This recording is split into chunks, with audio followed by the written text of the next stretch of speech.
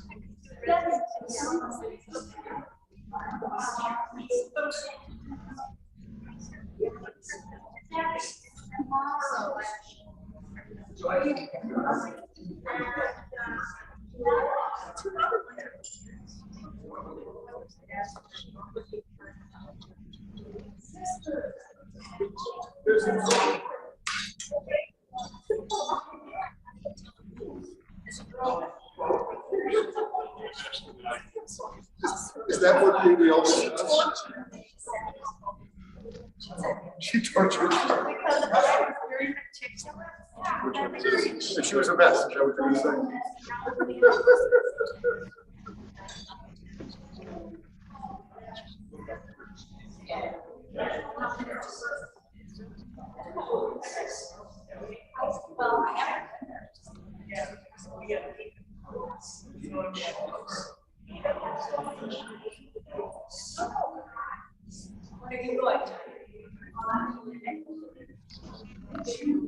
Hello, everyone. For anyone who's streaming us right now, just want to let you know, Paul will be starting in just a little bit. They're having a couple little snacks, and then he'll be up. So sit back and enjoy. Bye-bye.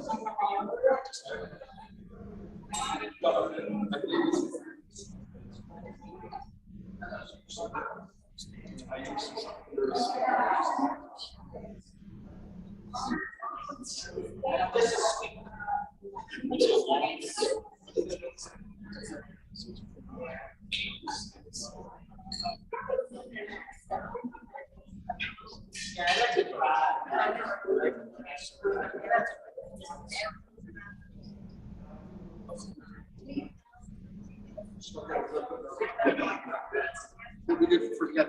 Okay.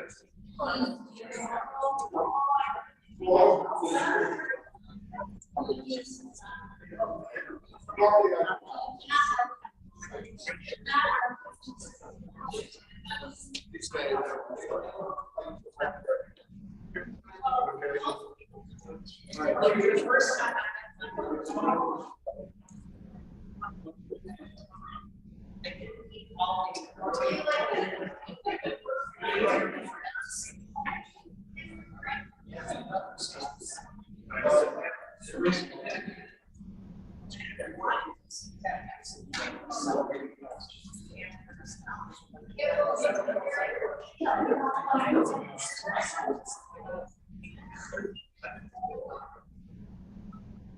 want to wish all of you a Shabbat Shalom. Because we are free, I have to use a microphone. So you'll excuse me. And being a little further distant, is the mic working? Oh, yeah. I'm just making sure they can see you. And they can. They can see me. Oh, it's a little low. Anyhow, we're delighted you're with us tonight, whether you're here in person or whether you're joining us on Zoom or joining us on our website through the stream.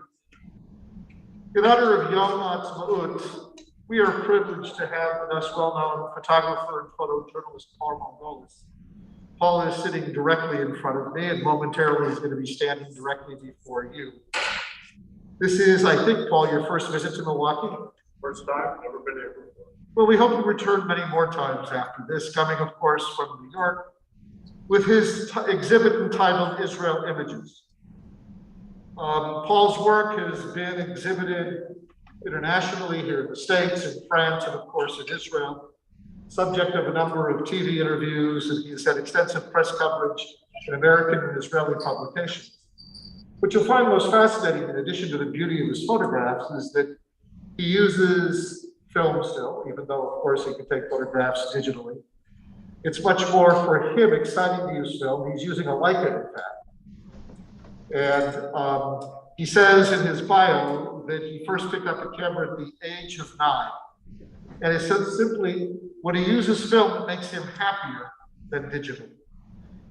He's accompanied by Aliyah Chexis-Botel, and we're delighted to welcome Aliyah here with us.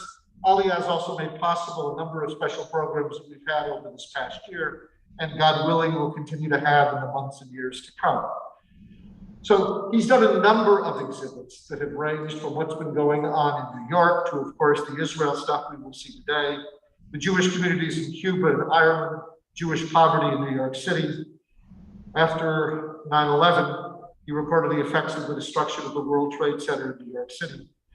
And of course, with the arrival of COVID, he's been documenting perhaps the new normal, whatever that may mean, of people going about their lives with masks, as well as other signs of how the virus outbreak has affected society. So Paul, we are absolutely delighted you are here and allowing us in some small way to get some better feel through your beauty and photographs you'll be sharing of Israel.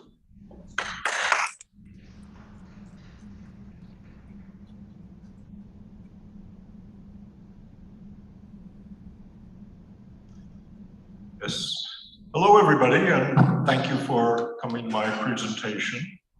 It's I've just started doing live presentations again after 2.5 years of virtual. So it's very nice to see people and a room with people with whom I can interact rather than on the internet.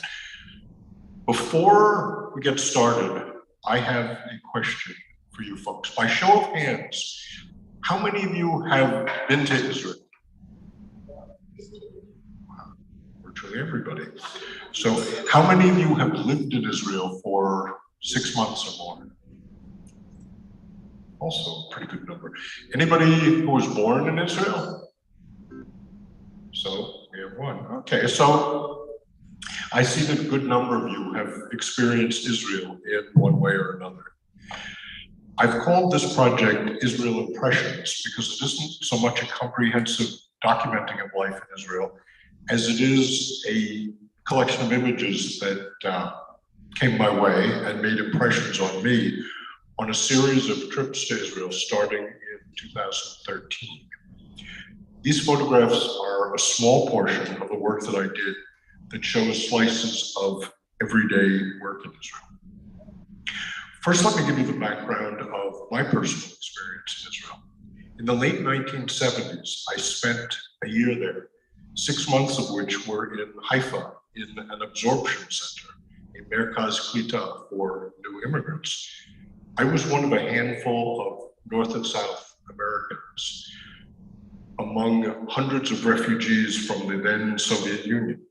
Some of them were genuine refuseniks, but many of them were newly sprung from prisons, mental hospitals, and substance treatment facilities. And they were a pretty wild crew, my fellow immigrants.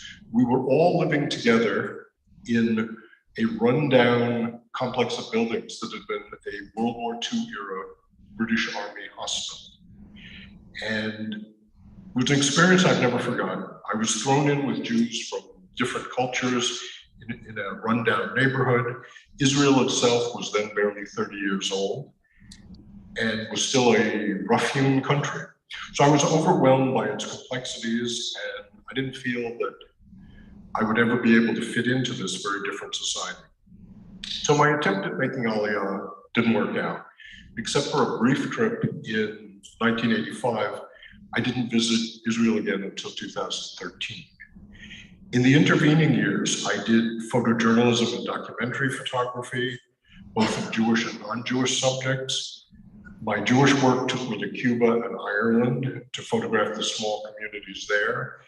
I photographed Jewish poverty in New York that people told me didn't exist in the 1990s. And I also did journalism for a number of Jewish publications in the United States and overseas. More recently, I did the photography for a historical guidebook to the Lower East Side of Manhattan. I always meant to go back to Israel, but somehow the timing never quite worked out. On that first trip back after so many years, I found a modern, vibrant country that still retained many of the characteristics that I remembered from when I was a young man. I was fascinated by the diversity of people and cultures that make up 21st century Israel. Everywhere I turned, there was something that caught my eye and called out to be photographed. I worked in the streets, marketplaces, and homes with my quiet, discreet Leica cameras and black and white film, photographing in a fluid, sort of fast-moving, found object documentary style. I was returning to Israel every year around Sukkot before the pandemic to photograph, to see family and friends. I've had several exhibits of my photography there. I'm hoping to be able to go back this October, assuming everything is reasonably safe and okay. So let's go to the photographs, if I can figure out how this works. That I'm fascinated by the older parts of Jerusalem and Machane Yehuda Market. I keep going back to those places to photograph. There's a timeless quality to so much of Jerusalem, and I can feel the weight of history there more than almost any place else in the country. I believe that I've done a lot of my best work in Jerusalem. So this presentation is somewhat weighted towards those pictures.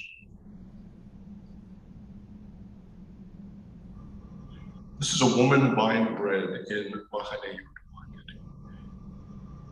This scene, this market, makes me think of what the markets in the shtetls must have looked like, or maybe in the Middle Eastern cities where Jews once lived.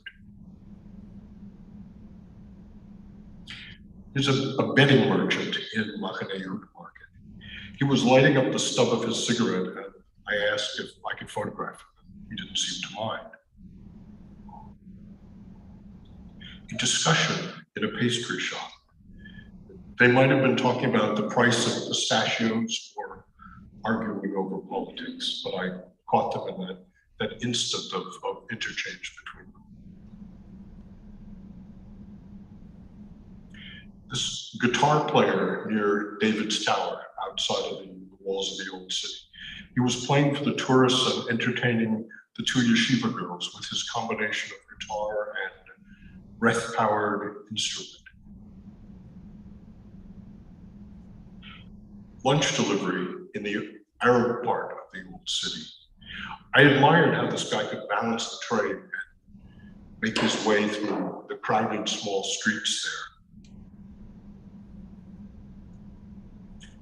Border guards and tourists in the old city. This picture is from November of 2015, during the stabbing and shooting attacks, the freelance intifada that was going on at the time. We were advised to stay out of the old city, that it was just too dangerous. And we debated whether or not we should go there, but then decided that we weren't going to be scared off. Besides, I had promised a devoutly Catholic friend of mine that I would buy rosaries for her. She gave me $100 bill and told me to buy as many rosaries as it would. And in return, she and the women in her prayer group at her church said they would pray for my continued health and safety. But it seemed like a pretty good deal. And my companion has a longtime friend who owns a Christian religious article shop in the old city. So he gave us a good deal on rosaries. That $100 bought a dozen of them. So as far as I know, I retired, but I think the woman and her chevra are still praying for me.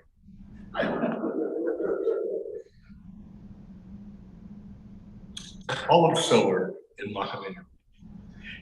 He couldn't understand why I wanted to take his picture. He said, I'm no movie star, but he was gracious enough to indulge me and let me photograph him in front of his wares. He actually did become sort of a star. This picture was made into a 10-foot high banner that was used to advertise one of the exhibits that I had in Los Angeles. Pilgrims, Christian pilgrims with their cross walking in the Via Dolorosa. I just, like many things that happened to me in Israel, I just stumbled onto these people. They were carrying a wooden cross and making their way along the route that Jesus took to his crucifixion. And I couldn't help wondering how much it costs to rent a cross and what sort of security deposit you have to give. This is my thought on that. A Greek Orthodox priest in Christian quarter. And as all of you know, I'm sure, the anti-Israel rhetoric denounces the country as being a white European colonialist apartheid state. That's probably half what it's accused of being. Although I knew from my trips that this was absolutely untrue, and Israel is a very diverse place, ethnically and otherwise. So before one of the trips that I made, I contacted a friend who works with schools and social service organizations. And I told him that I wanted to photograph a school with a diverse mixture of children studying and playing together. So he got me into a place called the Guatemala School, where I spent a few hours photographing the kids. And one of the things that is interesting about photography is that I'm there sticking a camera in people's faces, and after a while, I become invisible. So they paid no heed to me. So this image is one of my favorites from that particular afternoon.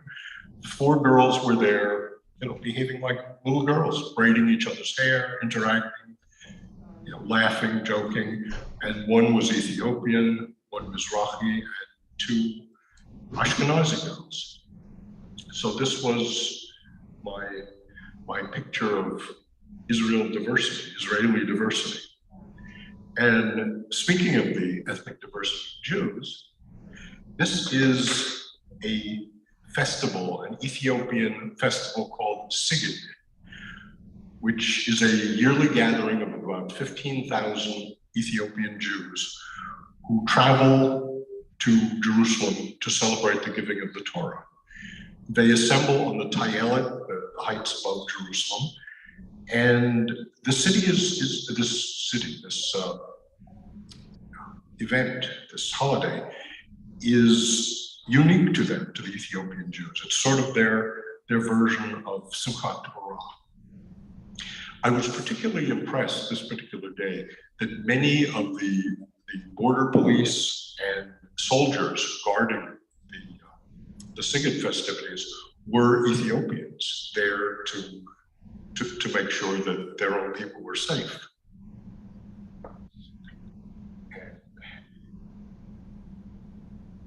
This last picture from Jerusalem is a Scotsman who I photographed while he was waiting for a bus.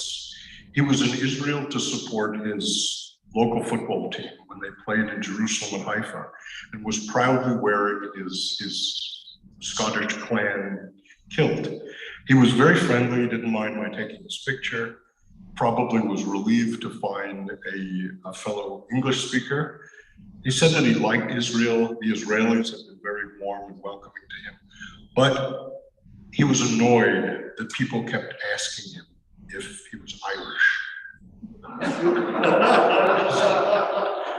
That was his complaint. That was all I complained about this one. I suppose he could have complained about other things.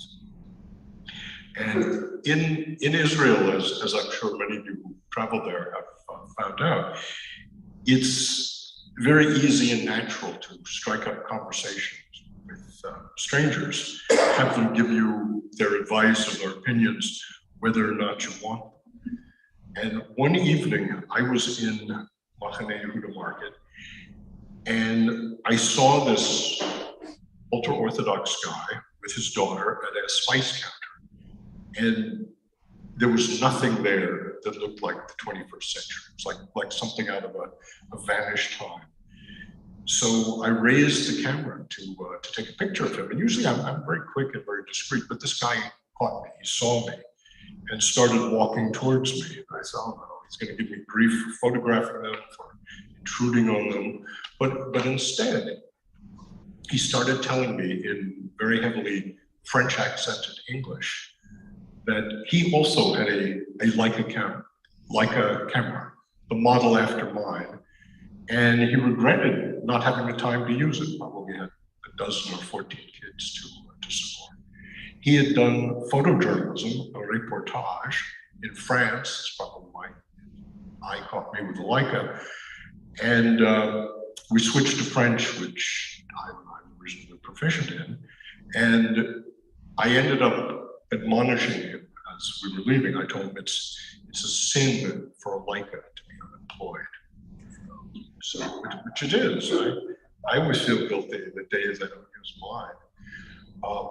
Anyway, so let's move on to Tel Aviv and Yaffo.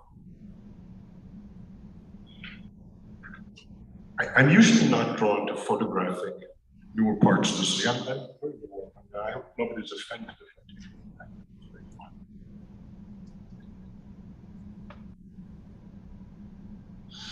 Usually I prefer to photograph the older aspects of the city that have survived into the 21st century.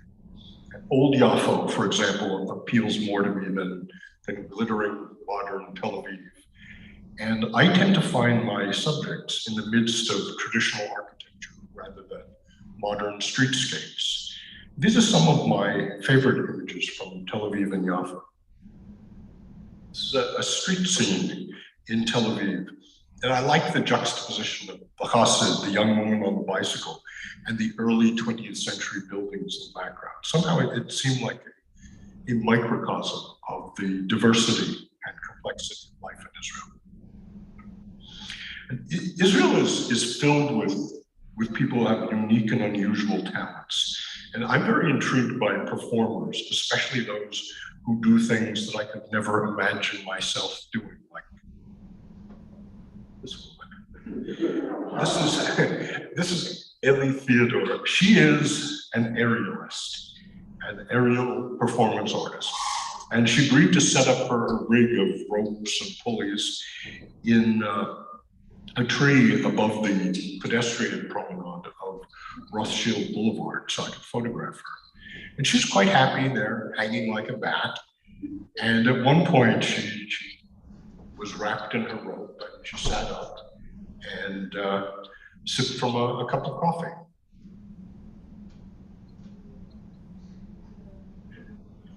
Sheshresh came in Yafo. These two gentlemen were in front of an antique store and were very absorbed in their game of sheshresh, while I suppose waiting for customers. But business must have been slow that day, or maybe there wasn't much demand for the life ring, searchlight, or other treasures in the shop. However, in other parts of Jaffa, things are somewhat livelier. That Friday afternoons, when nobody's working in Israel, is the time for birthday parties. We stumbled onto this party for a guy named Udi. He encouraged me to photograph the festivities and then passed me the communal bottle of arak. So, l'chaim Udi.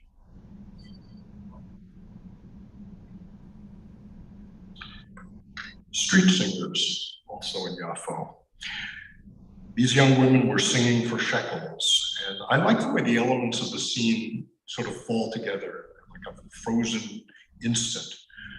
The singers in the foreground, the woman with her daughter standing and watching, and the man putting on tefillin in the background.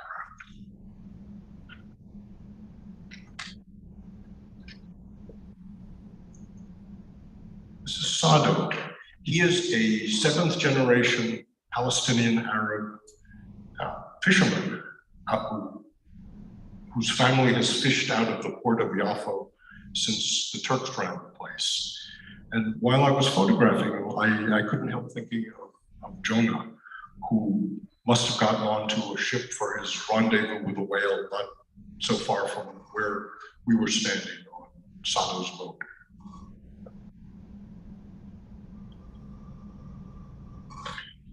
In Israeli train stations at the time, this was 3 or 4 years ago, there were pianos just sitting there for people to play. So this one at University Station on the outskirts of Tel Aviv, what's those are beautiful things. Look at that, I have to look at those exquisite words.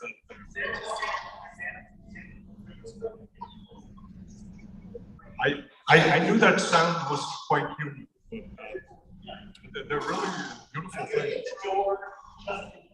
Yeah, we don't want them coming in.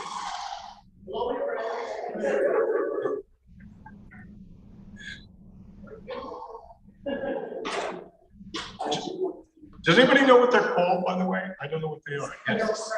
Yes? They're beautiful things. Noisy, but they're beautiful. Yeah. Okay. So anyway, back to the piano view. People who are waiting for trains could sit and tickle the ivories on this piano. And some of them were surprisingly good. A number of them were quite horrible, playing like 2-finger things.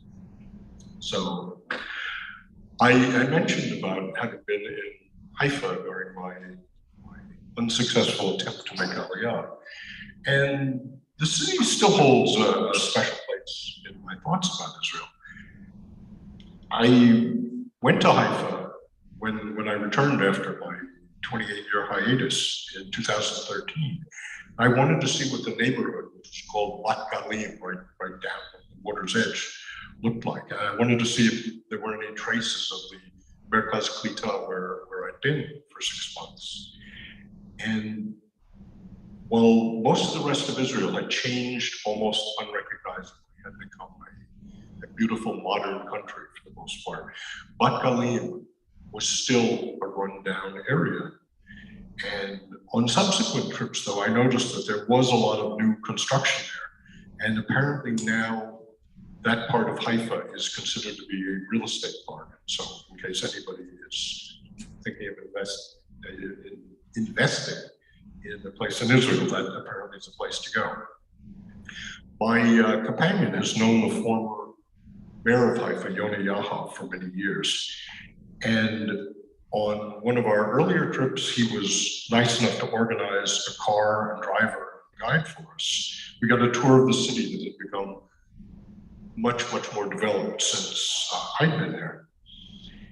And when we went back in 2019, the most recent trip, the mayor himself, who was then out of office, spent a half day driving us around the city and showing the various things the various improvements, developments that had been made in the dozen years that he had been mayor. For example,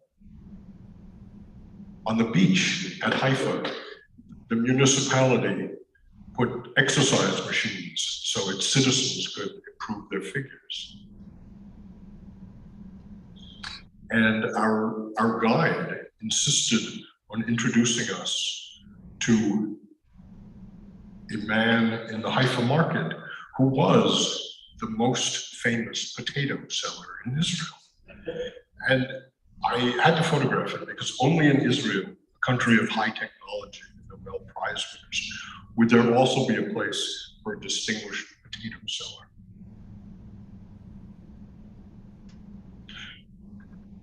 This woman was peeling vegetables in the Arab market of Haifa on 2 occasions. The first time I didn't use the picture, but when we went back 5 years later and she was in virtually the identical place, probably in the identical dress, peeling the same sort of vegetables, I knew it was that I had to take a picture.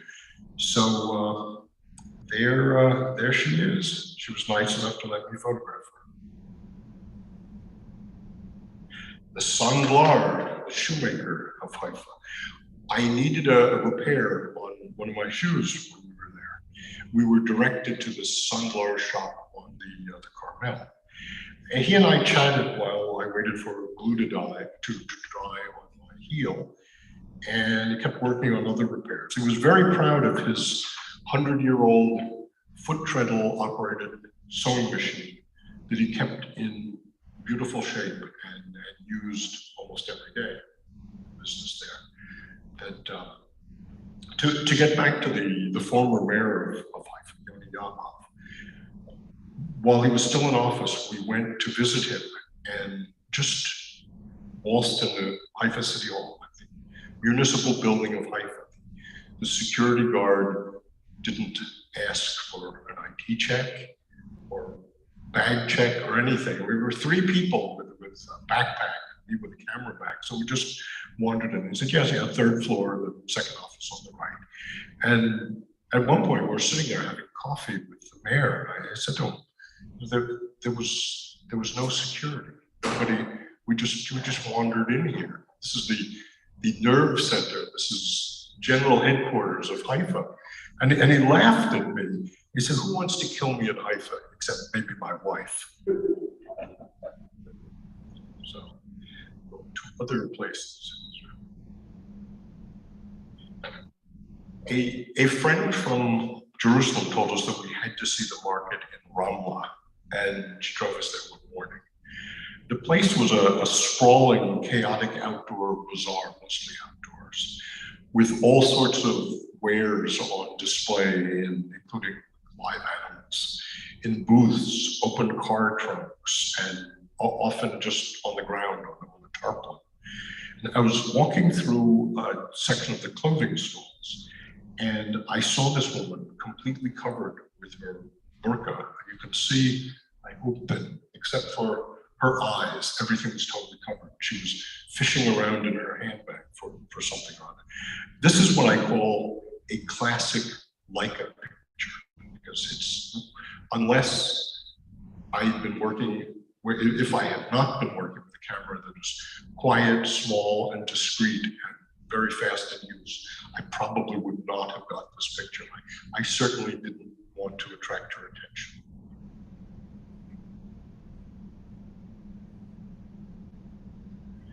So this is a shopping mall, a canyon in Beersheba.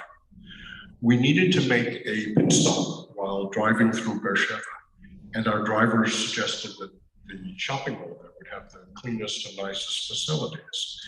So walking through the place, I saw this guy with his automatic rifle slung over his shoulder, probably waiting for someone who was trying on their clothes. And these are the sort of incidents that and scenes that bring back the reality of life in Israel, that you can be in a shopping mall that looks like New Jersey, but you also need your M4 carbine over your shoulder.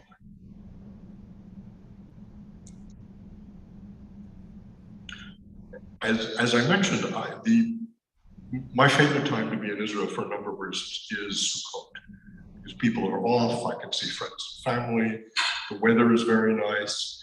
So this is Sukkot in Zikron Yaakov, where it's a non-stop festival that often spills into the streets with the clown, the musicians, and the Orthodox folks holding the lulav and etrog.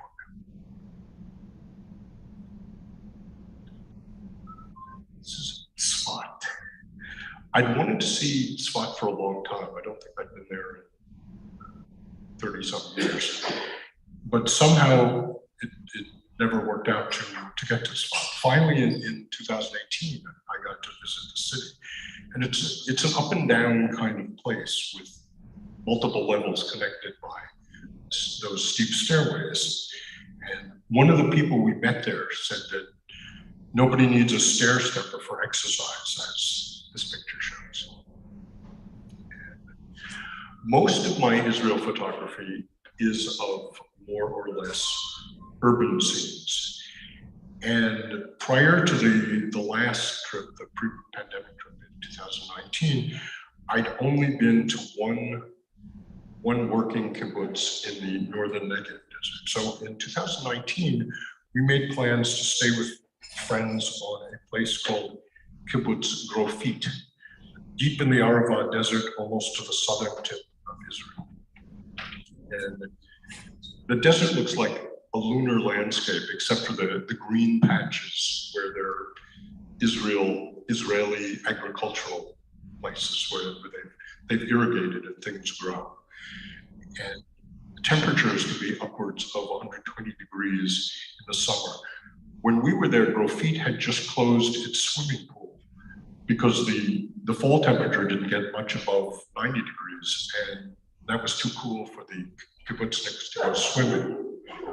And Grofit raises cows and chickens and has extensive date orchards that go all the way down to the peaceful border with Jordan.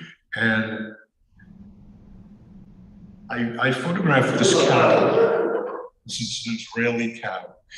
I photographed this cow who was curious, probably bored, and came right up to me.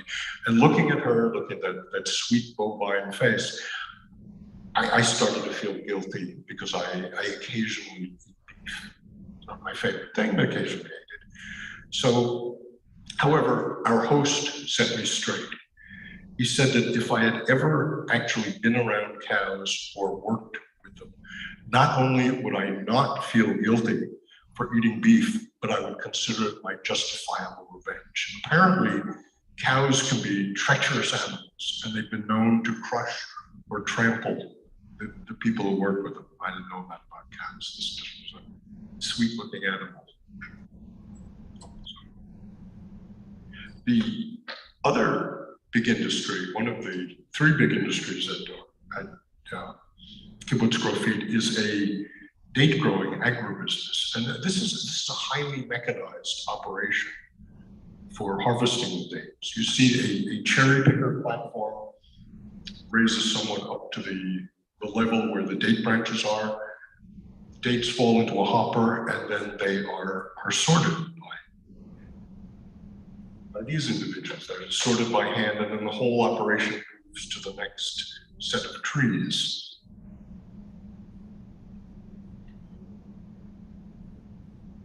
And Kibbutz Keturah, which is another place that's very close to Grofit, has a research center that does research and hybridization of plants that can survive in the brackish Arava desert artesian well water. It's also branched out into a new business, a microbrewery. This is the micro brewer. And as I said, until the the trip to the Arava, the furthest south that I'd been in Israel was the Negev. And this picture was taken at Kibbutz Urim in their cow milking facility. And this milking was a super efficient operation. The cows were led in, hooked up to the milking apparatus, and then herded back out when they were finished. I was perfectly docile. The animals were well behaved. And my companion decided to join me in the pit below the milking apparatus, despite my repeated warnings to her that hanging out with a photographer really is a dangerous thing. And a few minutes after this picture was taken, one of the cows lifted its tail, and how can I explain this to a refined, cultured audience like you folks? The cow sprayed her with fecal matter from head to toe. And fortunately, she survived the incident, only a bit worse for the bear. She's in the room with for the presentation. So she survived, our relationship survived, she's still here. And at the end of the trip in 2014, we were driving up to Tel Aviv from the south. And I'm not a landscape photographer. It's not my thing. It was perfectly nice that people do it, but I don't do it. So I figured we're riding through the desert. Yes, it's arid, it's interesting, I guess. But I figured that my work for the trip was finished. We came around the bend in a road, and there was this rock festival in the desert, like a mini Woodstock of hundreds of kids with tents, cooking and listening to music. This was in October of 2014, just a few months after that particular Gaza war. So I spent the next few hours photographing these people, talking to them. And I think the picture shows a lot about the resiliency of Israelis, that life goes on, that a war can happen a few months earlier, and then we can go back to having rock festivals. But after the music festival, I figured that I was really finished with photography. I could just relax on the ride back to Tel Aviv. Our guide decided that we just had to see a restored Ottoman-era police fort that had once guarded the road from Beersheba to Gaza. And I wasn't really interested, but it seemed harmless enough. And then I noticed this very pregnant woman getting her pictures taken. And I said to my companion, who was a fluent Hebrew speaker, I want a picture of her.